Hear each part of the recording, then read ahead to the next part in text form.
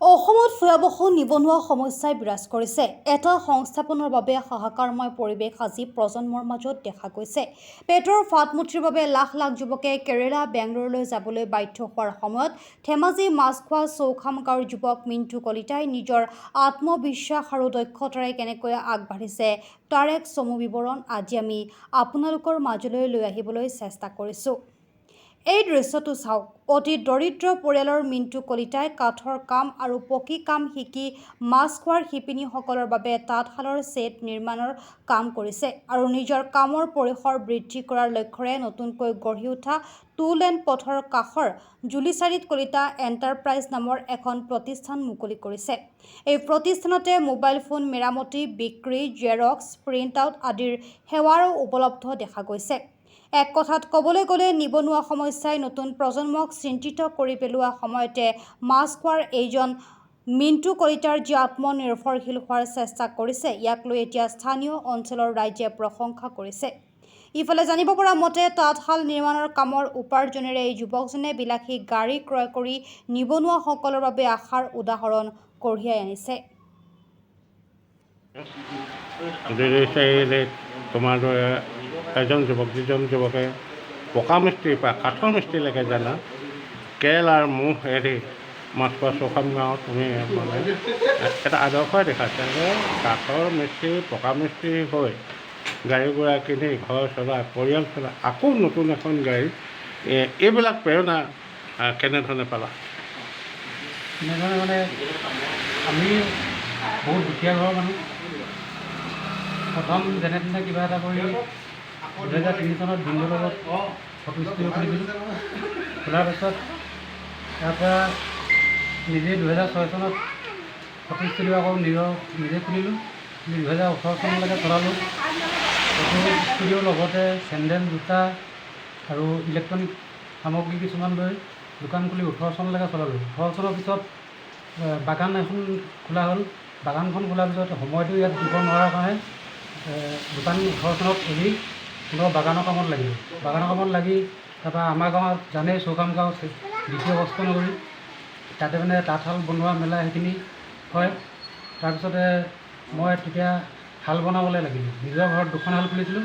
খোলাৰ পিছত আমাৰ মেইন হ'ল আমাৰ প্ৰথম শুৱালকুছি, দ্বিতীয় বস্ত্ৰনগৰী শুৱালকুছি চৌখাম গাঁওখন কৰা মেইন মানুহ হ'ল লোহিত কোচ, আমাৰ গাঁৱৰে ভাইটি।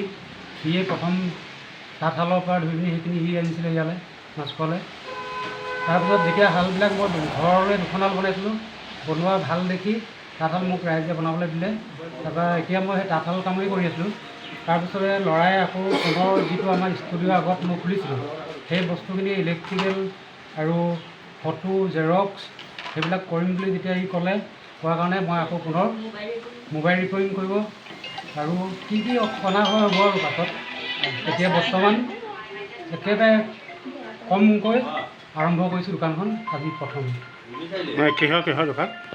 আৰু আপোনাৰ হেৰি এইটো জেৰক্স, ফটো, তাৰপিছতে আপোনাৰ মোবাইল ৰিপেয়াৰিং, তাৰপৰা আৰু মোবাইলৰ কিছুমান সামগ্ৰী পোৱা হ'ব। মোবাইলৰ কিছুমান নামটো কি? নামটো কলিতা ইলেক্ট্ৰনিক্স।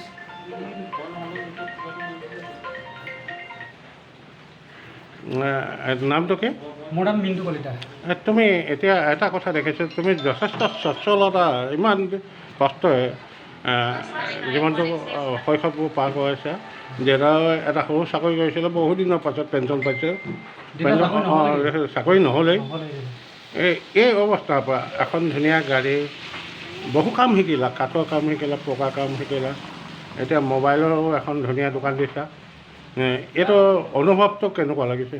অনুভৱটো বহুত ভালেই লাগিছে মোৰ, কাৰণ কি আমি একেবাৰে সৰুৰ পৰা দুখত চলি এতিয়া অকণমান নিজে কিবা এটা কৰিব পাৰিছোঁ, তাতে মনটো ভালো লাগিছে। আৰু এটা কথা সুধিবলৈ বিচাৰোঁ, আজি অসমতে অসমীয়া সংকটজনক অৱস্থা। গুৱাহাটীত এতিয়া বিহাৰীয়ে গোটেই ব্যৱসায় লোৱাৰ পৰাই মানুহকে অসমীয়াকে হাত দিবলৈ বিচাৰিছে। এইবোৰ কাৰণ অসমীয়া মাত্ৰ আন্দোলন কৰে, কিন্তু কাম হাতত নলয়। দখল কৰিবলৈ, বজাৰখন দখল কৰিবলৈ, স্কিল ধৰি লওক মোবাইলৰ দোকানে হওক সেইবিলাক বা অন্যান্য ব্যৱসায় কৰিব নাজানে।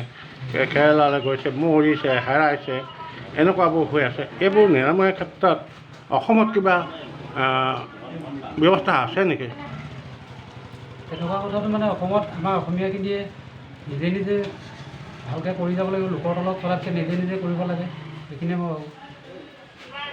নিজে নিজে উপকৃত হ'ব লাগে, নিজে কৰিব লাগিব।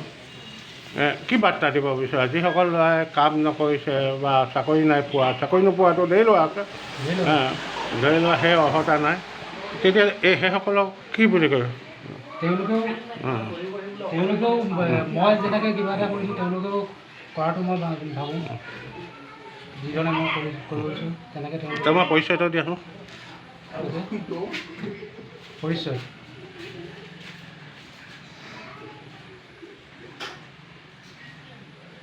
ধন্যবাদ।